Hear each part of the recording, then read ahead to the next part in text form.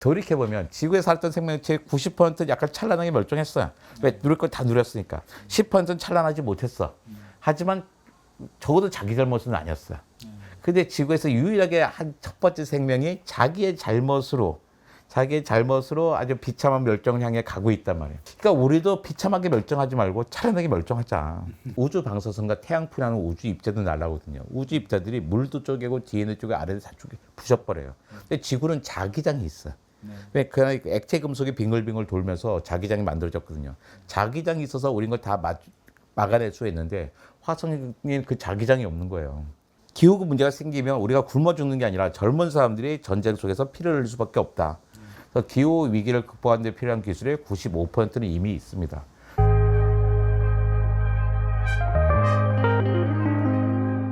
에코포커스 특별히 사회를 맡은 소설가 김탁한입니다. 이번에 선정된 책은요, 이정모 펭귄 각종 과학 관장님이 쓰신 찬란한 멸종입니다. 그래서 처음으로 이제 펭귄 각종 과학관에 오늘 왔습니다. 관장님 안녕하세요. 아이고. 사실 꽤 많은 분들이 오셨는데 워낙 멀리 계시니까 곡선에 살아서 그러니까요. 이렇게 또 모시고 싶었지만 이렇게 다 찾아와 주신 정말로 고맙습니다.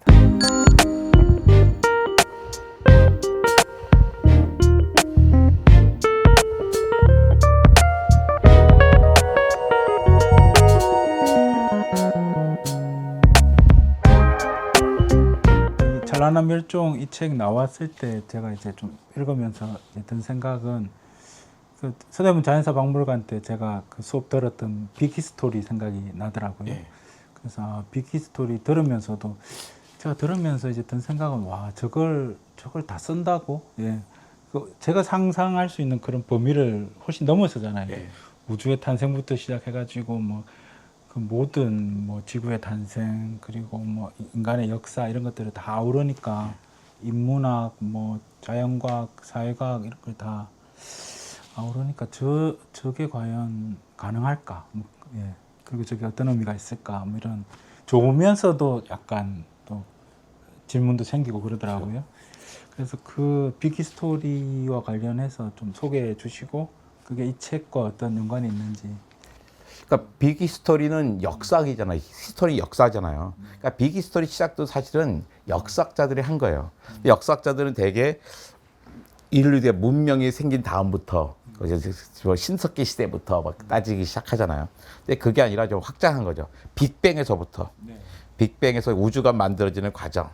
쫙 빅뱅에서 지구가 탄생할 때까지 큰 한 개의 파트가 있고, 지구가 탄생해서 인류가 등장할 때까지. 그러니까 지구의 역사와 생물의 진화사가 또 한 파트가 있고, 그 다음에 이제 그 문명이 발생해서부터 그리고 농사를 지을 때부터 근미래까지가 또 한 개의 파트가 되는 거죠. 그러니까 역사라는 것들이 부터 신석기 시대부터 시작해서 그러니까 지금까지를 다루고 있는데 이 부분을 갖다 약간 근미래까지 밀고 가서 한참 막바지 당겨 나간 거예요. 그래서 이제 역사를 좀 크게 보자. 인간 중심으로 이 역사를 보지 말고 이 우주 정신을 보서 우리가 얼마나 그러니까 짧은 시간에 존재하면서 우주에는 얼마나 큰 영향을 줬는지를 보자는 거예요. 그러니까 우리의 인간의 역사를 히스토리를 짧은 기껏해야 5천년 만 년이 아니라 기껏해야 30만 년이 아니라 138억 년을 늘려는 게 그 빅 히스토리고 그 찬란한 열정은 거기서부터 그러니까 다 지구가 생겼을 때부터의 지금까지만 딱 거기서 두도 생명 중심으로만 따준 거죠. 그러니까 그게 제가 생각하기에는 이제 인간의 역사면 인간의 역사는 이제 당연히 주인공이 인간이니까 인간을 중심으로 이렇게 쓸 수 있는데 인간이 탄생하기 전으로 이렇게 올라가면 거기는 이제 인간이 없으니까 인간이 아닌 다른 어떤 생명체를 중심으로 어떤 글을 써야 되고 그리고 또 더 거슬러 올라가면 아예 생명체가 없는 상태면 생명체가 없는 어떤 그러면 무생물을 주인공으로 해서 어떤 글을 써야 되니까 그러니까 이게 주인공들이 각각 다 이렇게 다른 존재들이잖아요. 그러니까 그걸 이렇게 꿰는 게 중요하니까요. 꿰는 게 중요하니까 제가 보기 이 책에서는 이제 그걸 1인칭으로 1인칭으로 그걸 전체를 이렇게 쭉 꿰고 있는데 사람을 1인칭으로 하는 부분도 있고 동식물을 1인칭으로 하는 부분도 있고 아예 뭐 지구 이렇게 아예 그냥 무생물을 이렇게 1인칭으로 하는 경우도 있는데 이렇게 써 나가시면서 즐겁기도 했을 것 같고요. 또 이게 한계나 어려움 같은 것도 있었을 건데 어떤 게 있을까요? 네. 그러니까 저는 처음부터 이 책을 쓸 때 몇 가지 생각이 있어요. 일단 거꾸로 쓰겠다. 미래부터. 시간을 시간 거꾸로 가겠다. 왜냐면 좀 자연스러워 오래 하다 보니까 약간 좀 익숙해지는 게 있더라고요. 익숙해지는 게 있어서 그다음에 덜 익숙해 낯설게 보이게 해서 거꾸로 가겠다. 그 다음에 일단 결론부터 이야기하고 시작하자. 과거부터 오게 되면 여러 가지 생명의 멸종이 있다가 이제 인간의 멸종한데 인간 멸종도 너무 뒤에 있는 거예요. 네. 그래서 일단 인간 멸종부터 시작하자. 그러니까 인간 멸종시켜 놓고 그 다음에 이야기를 풀어 나가자. 두 번째가 공부하지 않겠다 했어요. 공부하지 않고 쓰겠다. 아니, 과학적 어려워요. 과학적 어려운데 과학자가 공부까지 하면 쓰면 얼마나 어렵겠냐. 그러지 말고 일단 머리에 있는 것만 쓰자. 그러니까 이렇게 뭐 아내에게, 엄마에게, 딸에게 이야기하듯이 막 써나가자. 정확하지 않은 거 땡땡으로 쳐놓으면 되지. 뭐 티라노 땡땡땡. 뭐 연도도 대충 땡땡땡으로 해놓고 하다가 나중에 채워놓으면 되니까 일단 이야기의 흐름을 끊치지 않자. 그다음에 하루에 무조건 한 챕터씩은 끝낸다. 시작하면. 그래서 3시에 일어나서 9시까지 딱 한 챕터 쓰고 이런 식으로 했거든요. 근데 딱 그거만 정했는데 첫 번째 잡은 챕터가 네안데르탈의 멸종이었어요. 그러니까 이미 목천 짜여 있죠. 네안데르탈은 이 중간에 있는데 뭘부터 쓸까 네안데르탈 딱 쓰기 시작했어요. 근데 나도 모르게 내가 네안데르탈이 돼서 쓰기 있더라고요. 그러니까 마지막 네안데르탈의 마지막 가정이 한 가정이 남았어. 한 가정에 내가 가장이 된 거죠. 이 상태에서 자기의 이야기를 하는 거예요. 그러니까 자기 이야기가 너무 편해지는 거예요. 내가 남을 객관적으로 보고 쓸 필요가 있는 게 아니잖아요. 나는 내한테 내가 내한테 뭐 내 이야기하는데 뭐 객관적이 내 주관적으로 이야기하는 거죠. 쭉 그러니까 혼자 내 감정이입이 더 잘 돼요. 그러다가 그냥 거기서 호모사피엔스에 대한 두려움이 있는데 갑자기 호모사피엔스 가족을 딱 마주쳤어. 두렵죠, 이 사람은. 근데 호모사피엔스가 내가 네안데르탈인지 알고 있는데 걔도 막 두려워하는 게 아니라 나만 두려워하고 걔는 그렇게 하고 가버리는 거예요. 그때 그랬으면 내가 확 무너지는 거예요. 야, 내가 마지막을 가져온 쟤 내가 두렵지도 않구나. 근데 거기서 이제 출판사에 보내고 있는데 며칠 동안 답이 없는 걸 받자마자 뭐 답이 오잖아요. 잘 받았다고. 그래서 뭐 다시 써야 되나? 뭐 이게 이상하다 그러나 이제 자기네가 읽어보더니 재밌다고 이런 식으로 쓰자 그러는 거예요. 그래가지고 이제 계속 그런 쓰다 보니까 내가 감정이입이 되니까 훨씬 더 그들의 입장에서 이야기를 해주면서 그러니까 누구 들으라고 한 얘기예요? 다 인간들 들으라는 얘기죠. 아, 내가 이러다 멸종하고 있네. 그러니까 되는 거죠. 다 결국에 여러 가지 생명들의 멸종들을 얘기를 하고 있는데 우리가 옛날 생물의 멸종 이야기를 왜 알아야겠어요? 결국에 우리의 멸종 때문에 아는 거잖아요. 그러니까 역사를 자연사가 중요하지만 자연사가 뭐냐면 다 멸종한 생명들이 전시되고 있는 것이 자연사 박물관이에요. 그러니까 가서 3억 년 동안 고생대 바다에 바글바글 됐던 사멸충들은 왜 다 사라졌을까? 1억 6천만 년 동안 중생대 육상에 지배했던 공룡들은 왜 사라졌을까? 이런 걸 사진을 통해서 우리가 어떻게 하면 사라지지 않고 버틸 수 있을까를 배우자고 하는 거잖아요. 그런 식일 때 내가 이제 뭐 학자가 우리 저 나라가 저러다 망했네라고 이야기하는 것보다는 그 망한 나라가 우리가 이러다 망했어라고 이야기해 주는 게 훨씬 더 설득력이 있지 않을까 해보니까.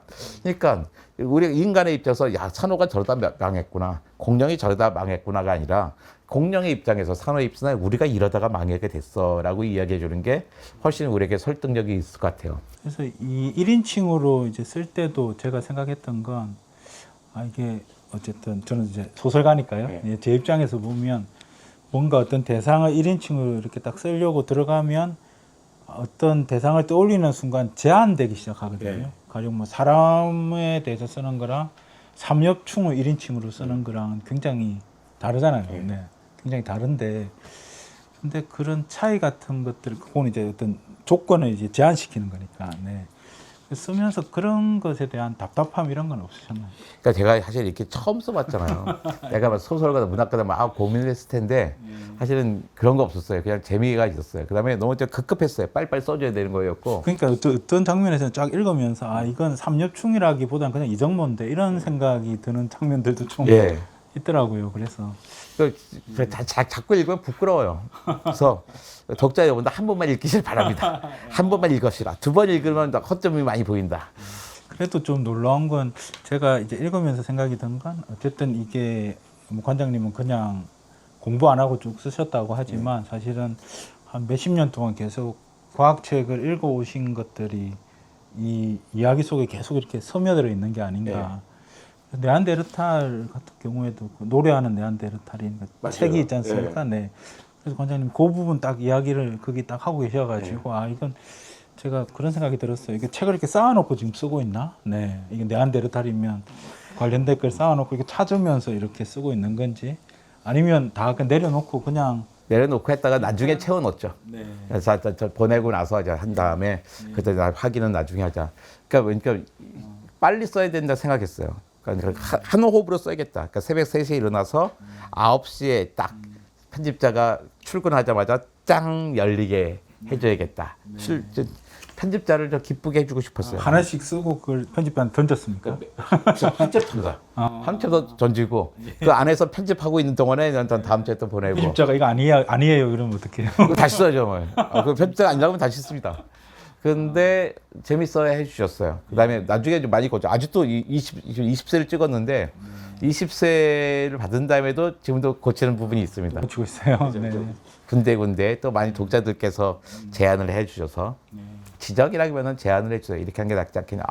그러네. 가지고 거의 공동 창작품이 되고 있습니다 지금. 그리고 아까 이제 말씀하신 대로 시간을 거슬러서 이렇게 책을 쓰셨지 않습니까? 그래서 그렇게 한다는 건 굉장히 어떻게 보면 그 책을 읽는 사람으로 하여금 혼란을 줄 수 있거든요. 네.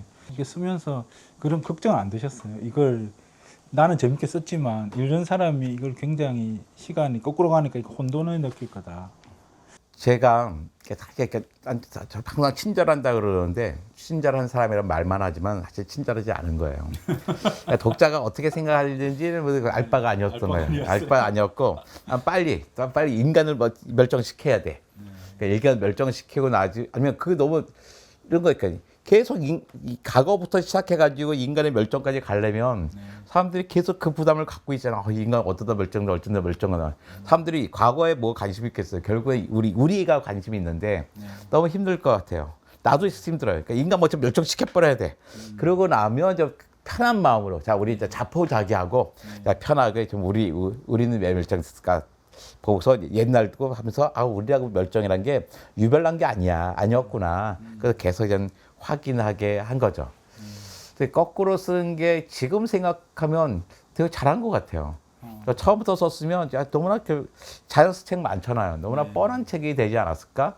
그러다가 이제 인간의 멸종 같은 경우는 너무나 자기적처럼 보였을 것 같은 생각도 들어요. 아예 근미래를 그냥 세게 확 때려놓고 이제 편한 마음으로 이렇게 과거로 거슬러 올라가자 이렇게 했던 거죠. 그 어렵다는 반응은 없었나요? 그 단순 역선에 대해서.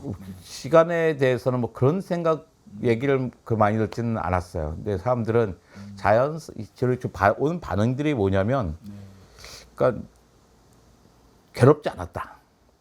그러니까 이 멸종을 다루는데 멸종 되게 슬프고 침울해야 되는데 사실 그렇지 않았다. 자기 그냥 재밌게 명랑하게 읽었다. 왜 그럴까요? 난 사실 또 그러기를 바랬거든요. 명랑하게 봐주시기를. 인간의 멸종이란 건 사실 유별난 일이 아니다. 자연의 역사에서 많은 생명들이 다 그렇게 멸종을 했어. 근데 차이가 있는 게 뭐냐면 그러니까 대부분의 생명들은 여기서 다루지 않은 생명들은 뭐냐면 자기 삶을 다 누리고 사라진 생명들이 있었어요. 그러니까 지구에 살았던 생명의 90%는 자기 삶을 다 종의 수명을 다 누리고 슬그머니 사라져요. 근데 그 자리에 생태계 빈자리를 밀려주면 다른 생명이 생겨나는 거였죠. 근데 이게 정상적인 생명체 90%가 이렇게 살다 사라졌어요. 근데 10% 정도의 생명체는 정리해고당하지 사라집니다. 그러니까 회사가 잘 될 때는 사람들 막 뽑았다가 안 될 것 같아요. 사람들 잘라내는 거잖아요. 자기가 나가고 싶지 않아요. 이게서 충분히 일하지 못했어. 근데 나가래. 근데 혼자 나가는 것도 아니고 단체로 잘려 나가는 거예요. 근데 지구에 살았던 생명체가 한 10%가 이렇게 정리해고당하지 사라지는데 이걸 보고 자연사에서는 대멸종이라고 그러죠.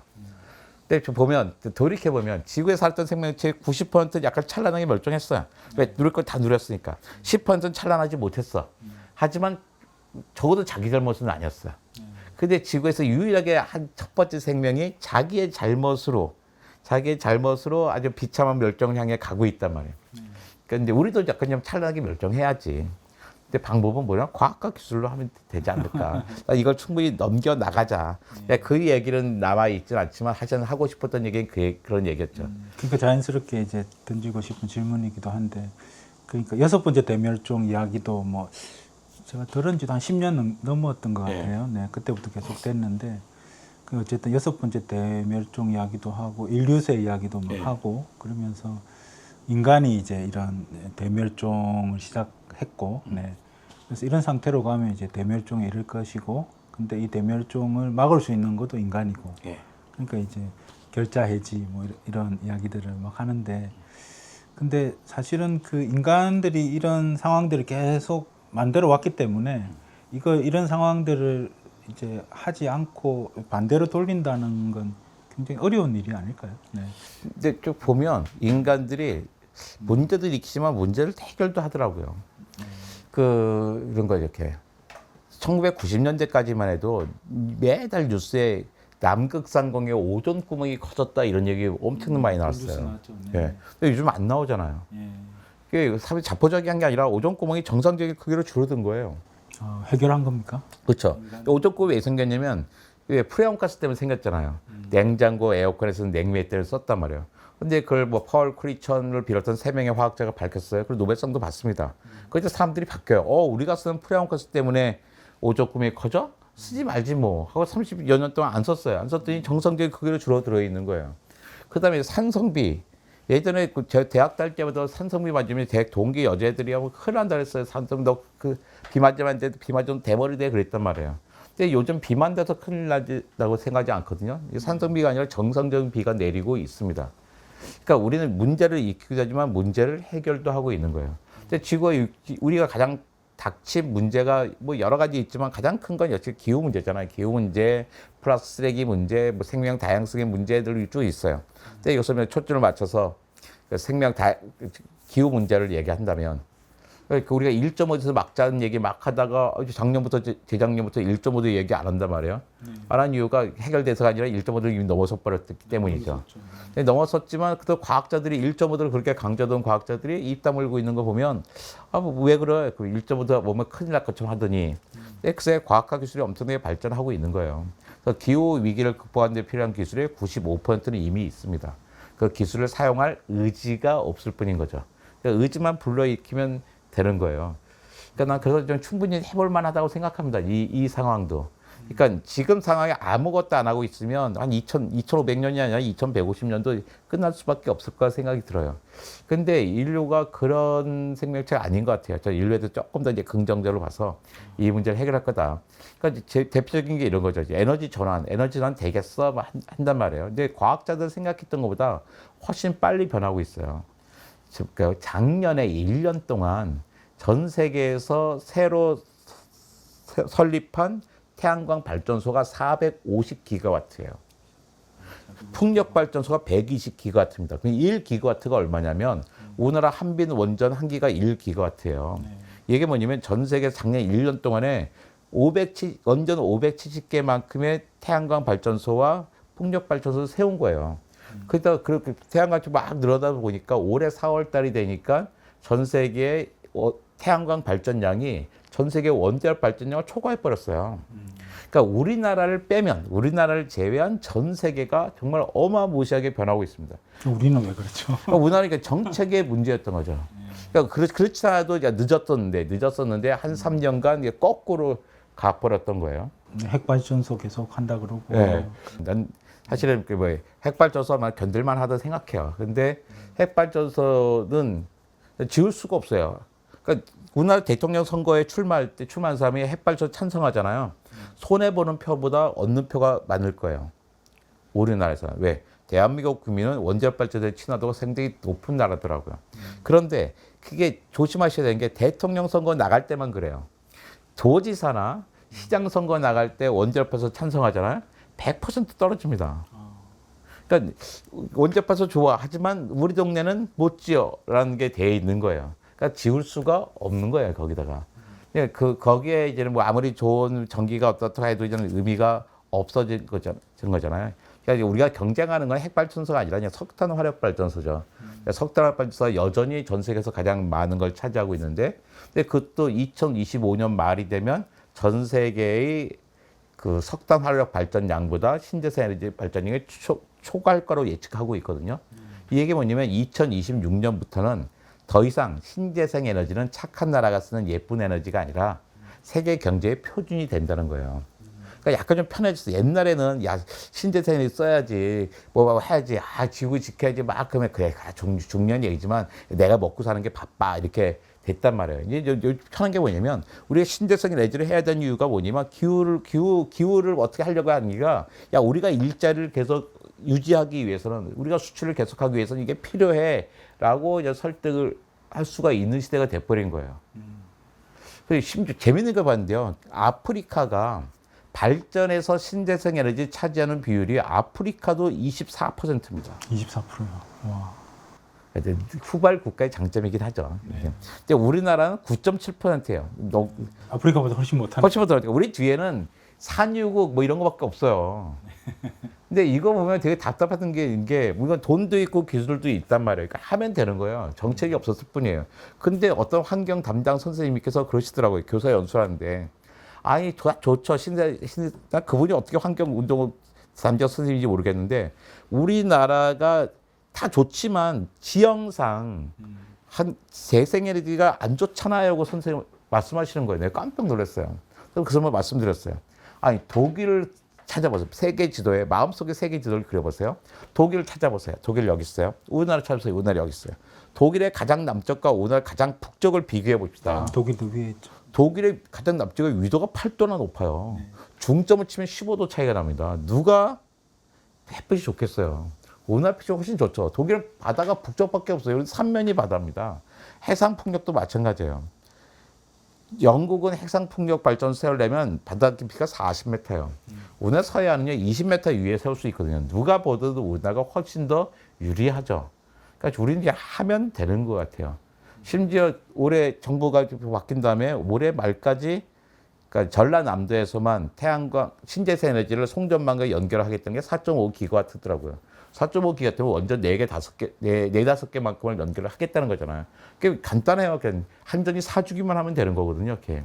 그러니까 우리 이미 다 갖춰졌는데 정책이 없었던 것 뿐인 거죠. 그 다음에 여전히 태양광 패널 가격이 엄청나게 비싸고. 그러니까 우리나라 그 현대 태양광 패널은 미국에서는 나무 울타리 가격보다 싸요. 그래서 미국은 나무를 울타리 할래? 현대 태양광 패널 세울래? 현대 태양광 패널 쓰는 게 훨씬 낫죠. 수직으로 세우면 오전, 오후 하나밖에 못 쓰잖아요. 그래도 어차피 가격도 싼데도 전기 나오니까 안 쓸 이유가 없어도 된 거예요. 근데 거기에 뭐예요? 세금을 투자하고 있는 거죠. 보조금을 주고 있는 거고. 우리는 그런 정책이 없으니까 못하고 있을 뿐인 거고. 지금 정부에서 그걸 해야겠네요. 빨리. 해야겠죠.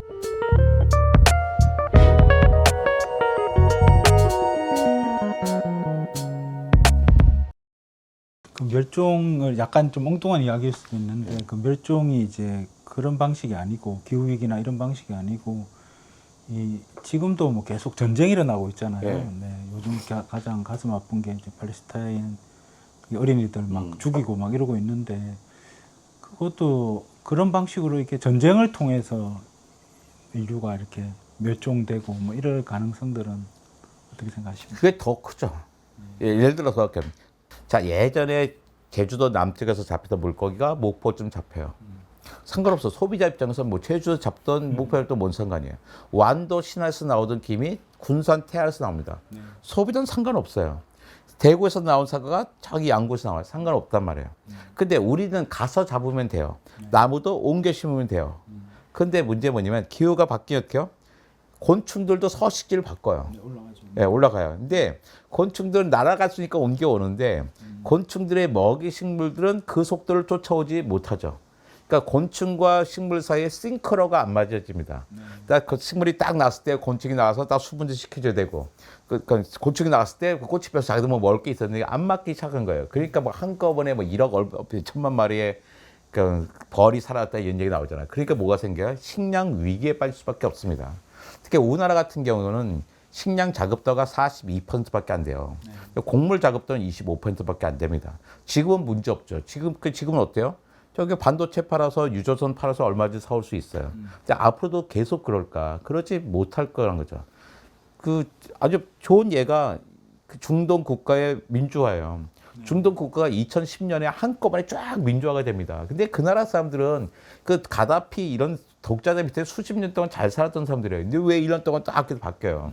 그게 그 식량난이 생겼기 때문이에요. 그 전에 두 해 동안 벨라루스, 우크라이나, 러시아에 여름에 폭염이 들어요. 여름에 폭염이 드니까 밀농사가 안 되는 거예요. 밀은 선선에 잘 되잖아요. 밀농사가 안 돼서 밀농사를 망쳐요. 망쳤다고 해서 반타작한 게 아니에요. 딱 15% 줄어듭니다. 100 하던 걸 85를 했어요. 그러니까 그 세 나라는 문제가 없어. 자기네 사는 사람들은. 왜? 경제 얼마든지 풍족했으니까. 근데 남는 걸 갖다가 중동 국가에 싸게 넘겨줬었는데 중동 국가가 이제 먹을 게 없어진 거예요.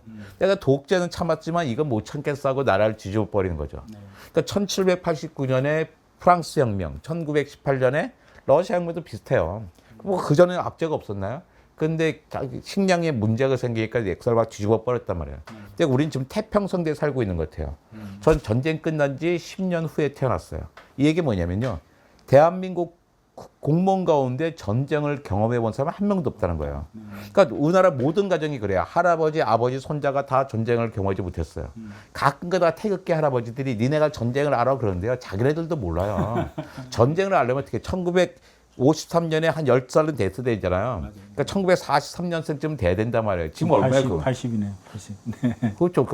훨씬 그 정도는 돼야지. 이게 뭐 좀 되는구나 뭐 안단 말이에요.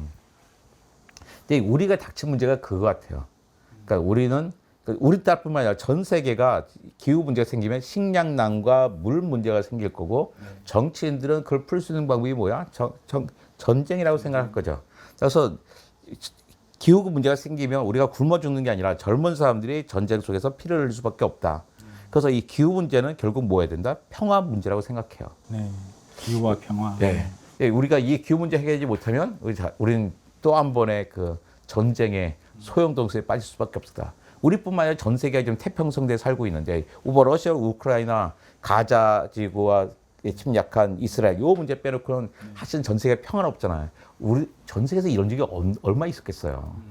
한반도에 사람이 들어온 이후에 3대가 전쟁을 다 연달아 전쟁을 경험해 아는 경우가 몇 번에 있었겠습니까? 드물죠. 네. 근데 우리는 태평성대에 살고 있는데 이 태평성대가 잘못하면 깰 수밖에 없겠다. 그 중에 가장 큰 걱정인 거죠. SF 소설의 아주 단골 소재로 쓰이는 뭐 지구가 이렇게 기후 위기에 빠지면 달로 가자, 네. 화성으로 가자 이런 이야기들을 많이 하지 않습니까? 그래서 이 책에도 이제 그 부분 다루고 계신데 그렇게 이주하고 하는 것들에 대해서 어떻게? 예.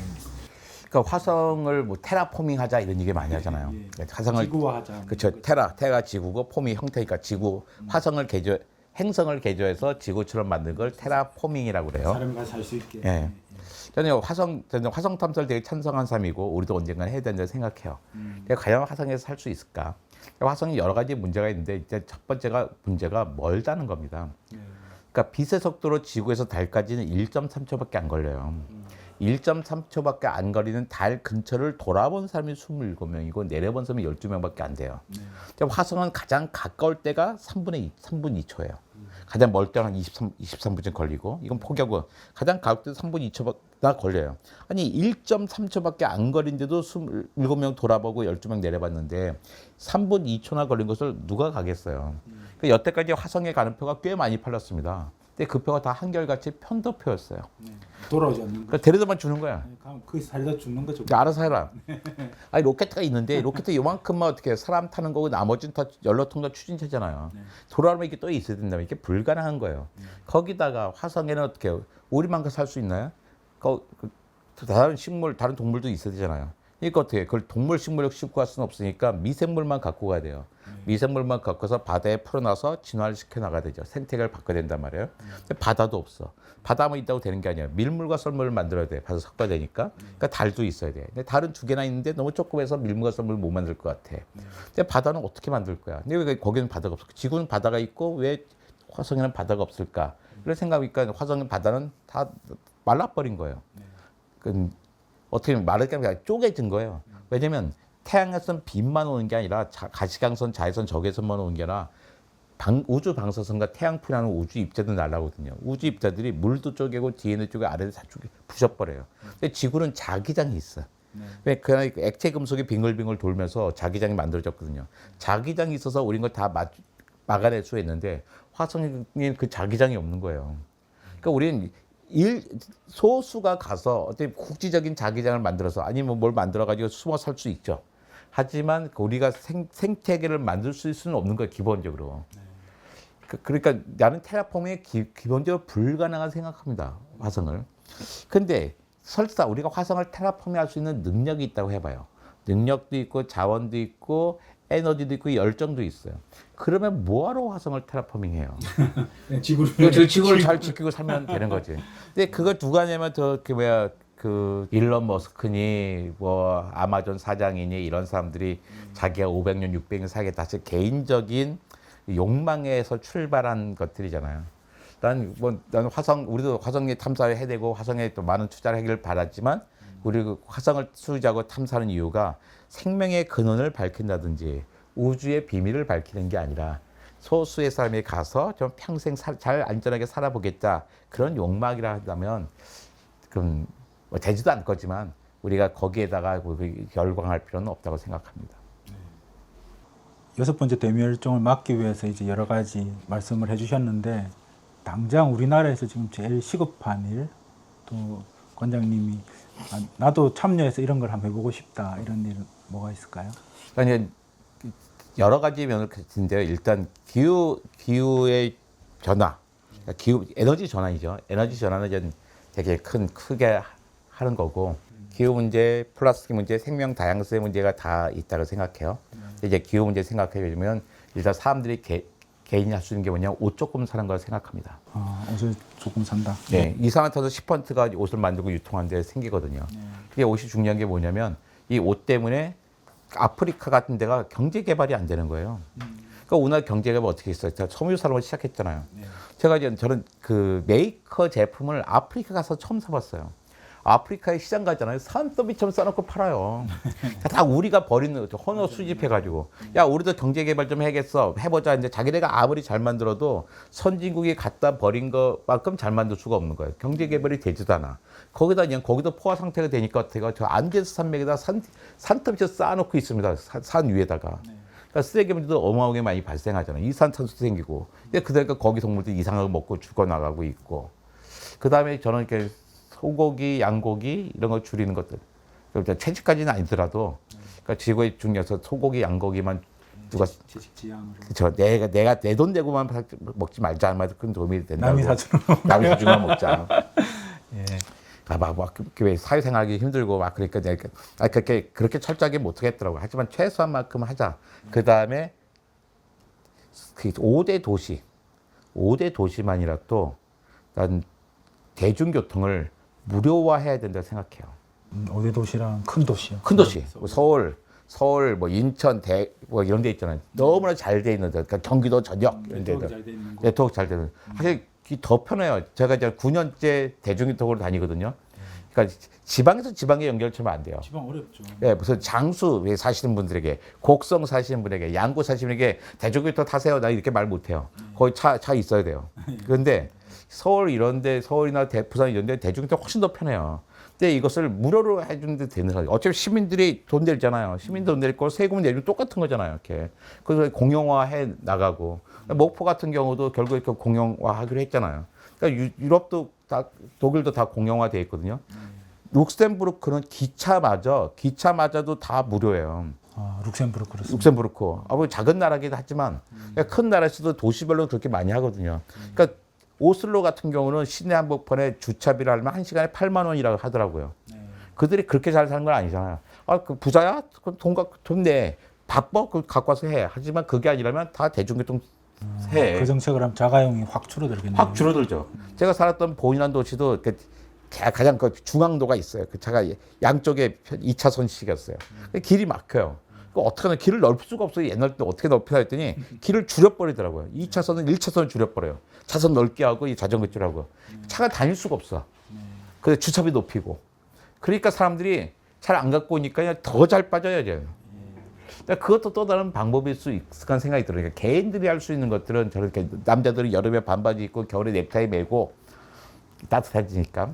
저는 5월 5일부터 매년 5월 5일부터 추석까지는 반바지. 그 공무원 때도 그래도 막 반바지 입고 많이 다녔어요. 근데 결국에 공무원들을 변화를 시키지 못했는데 요즘은 중앙부처 그러니까 과학기술정보통신부 여름에 본부에 있을 때는 청사에 있을 때는 반바지 입고 근무해도 된다고 하더라고요. 그러니까 바깥에 나갈 때만 긴 바지 입으라고. 그게 실제로 도움이 많이 됩니다. 그런 것들이. 제일 중요한 건 투표죠. 그러니까 이런 문제를 갖는 사람들이 전문가들이 많아졌잖아요. 전문가들이 제일 중요한 거는 직접 국회에 가는 거예요. 우리는 돈도 있고 기술도 있어요. 뭐가 없냐? 정책이 없을 뿐이에요. 정책이 없다는 뜻은 뭐냐면 의지가 없는 건데 세금을 쓸 생각이 없는 거예요. 그러니까 모든 기술이 있으면 뭐예요? 그 기술은 다 비싸니까 어떻게 처음에 세금을 투자해서 값을 낮춰야 되는 거잖아요. 근데 이 세금을 쓰려면 뭐가 필요해? 법이 있어야 되는 거예요. 근데 법은 누가 만드는 거예요? 국회의원이 만드는 거잖아요. 그러니까 정치를 자꾸 나쁜 거라 생각하지 말고 이제 활동하시는 분들이 전문성 가졌어요. 그러면서 사람들하고 이제 친해져가지고 어떻게든 국회에 나가셔야죠. 국회에 가서 그 법들을 만들어 나가야 되는 거죠.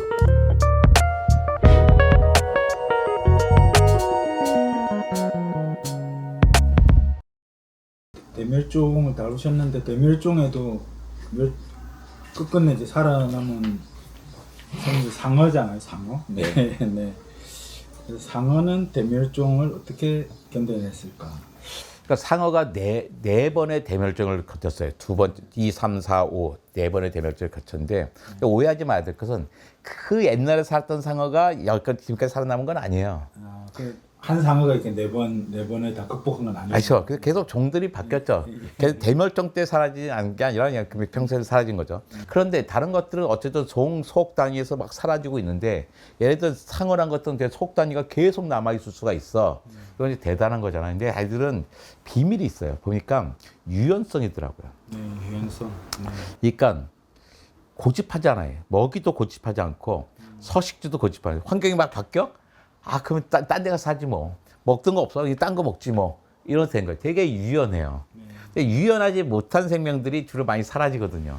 근데 상어는 그 네 번의 대멸종이 다 다른 이유로 대멸종이 올 때 거기를 다 어쨌든 그런 속이, 종속 과목 감을 때 속이 살아남은 거예요. 사실 어마어마한 거예요, 그게요. 근데 그게 그 유연성이에요. 그러니까 제가 마다가스카르에서 봤던 그 여우 원숭이가 있는데 작은 대나무 여우 원숭이와 큰 대나무 여우 원숭이가 있었어요. 근데 작은 대나무 여우 원숭이와 큰 대나무 여우 원숭이는 다 죽순을 먹고 살았어. 문제 없어. 잘 살았죠. 그런데 거기 한 2000 몇백 년 전에 사람이 딱 들어갔더니 들어간 다음부터 사람들이 대나무를 가지고 땔감도 쓰고 집도 짓고 했단 말이에요. 가방도 말고 그러니까 대나무가 점점 줄어들기 시작해요. 그러니까 작은 대나무 원숭이는 식성을 바꿔요. 이제 도저히 이제 죽순 먹고 살 수 없겠다. 딴 거 먹자 해서 콩도 먹고 그냥 다시 과일도 먹고 나뭇잎도 먹고 바꿨단 말이에요. 바꿨군요. 예, 근데 큰 대나무 여원숭이는 지조가 있어요. 우리는 큰 대나무 여원숭이는 어떻게 바꿔? 그냥 저거만 먹어야 죽순만 먹어야 되는 거예요. 근데 이살로 국립공원이라고 서울시 한 2.5배쯤 되는 커다란 국립공원인데 제가 2012년에 갔는데 거기에 큰 대나무 원숭이가 암수 한 쌍밖에 안 남았어요. 그러니까 그게 이제 또 아빠와 딸이야. 아빠 딸에서 이제 교미도 안 해. 그래서 안 태어나는 거예요. 걔네 지금은 없겠죠. 근데 다행히 그 큰 날에 거기만 여우원숭이가 아니라 그 당시에 전국적으로 한 60마리 정도 있었다고 했는데 최근에 알아보니까 이제 한 250마리 정도가 늘어났다 하더라고요. 그래서 사람들이 보호해 주니까 걔네가 버티는 거지. 만약에 사람들이 보호하지 않았으면요, 그 마다가스카르의 큰 대나무 원숭이가 싹 다 멸종하고 말았을 거예요. 그 유연성이 없었기 때문인 거죠. 근데 사람은 유연성이 되게 커요.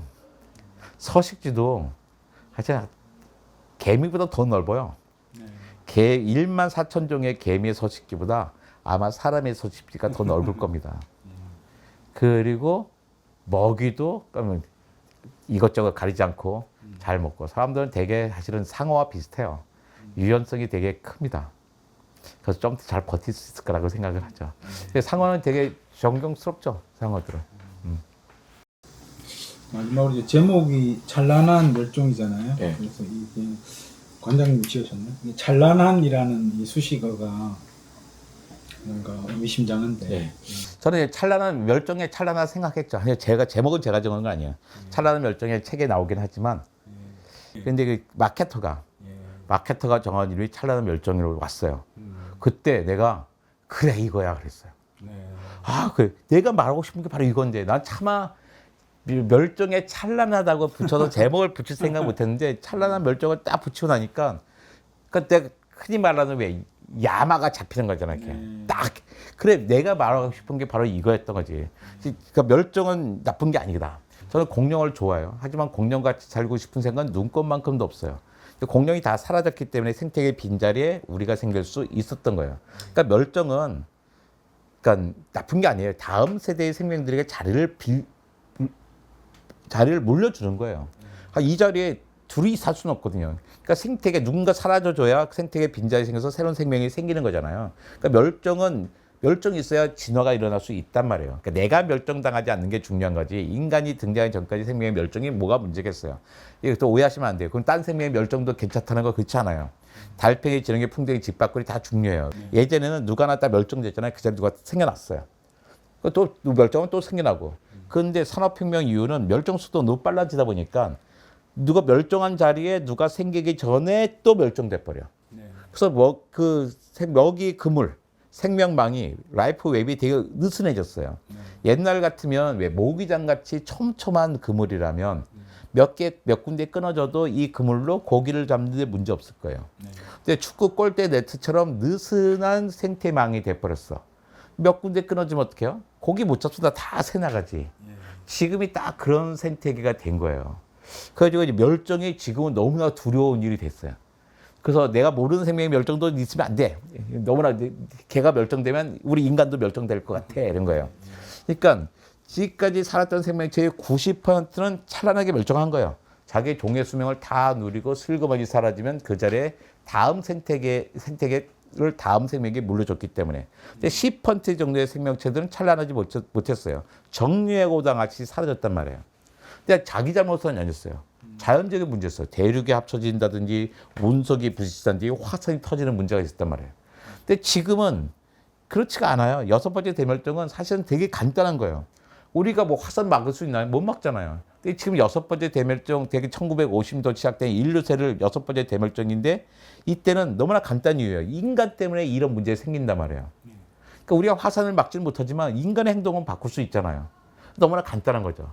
그러니까 우리도 비참하게 멸종하지 말고 찬란하게 멸종하자.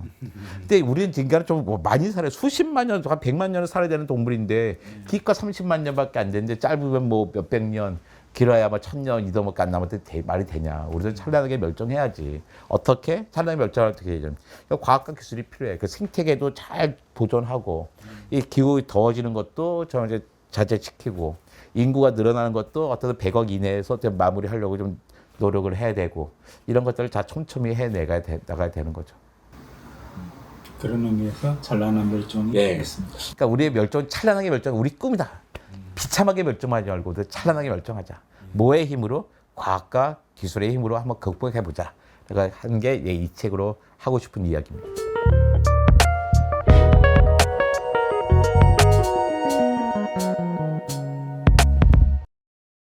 어쨌든 뭐 한 20년 동안 계속 띄엄띄엄 뵙고 네. 이런 이야기 저런 얘기 나눴는데 저는 이제 이 책 읽으면서 그 장면들이 많이 떠올랐어요. 관장님이 15년 전에 이런 말씀하셨는데 네. 10년 전에 이런 체계관에서 네. 말씀하셨는데 그래서 그런 것들이 차곡차곡 쌓여서 이렇게 집대성된 책이 아닐까 그런 생각이 들고요. 그래서 저 개인적으로는 이건 시작에 불과하다. 앞으로 훨씬 더 재밌고 이렇게 의미 있는 작품들을 많이 써주실 것 같습니다. 예, 열심히 하겠습니다. 네, 그래서 그 길로 가는 그 첫걸음을 오늘 좀 말씀 나눈 게 아닌가 그런 생각이 듭니다. 네, 감사합니다.